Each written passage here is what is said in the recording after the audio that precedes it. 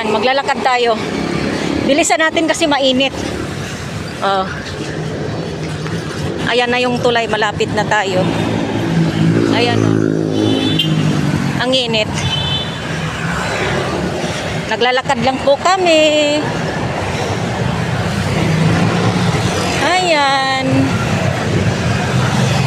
Ang init-init. Oh. Kita ko sa inyo ang magandang tulay. Ayan, no. Ayan yung tulay namin, no.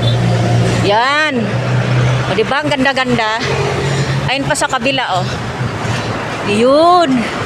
May natutulog pa sa, ano, sa gilid ng tulay. Yan. Mandaluyong na po ito. Ayan.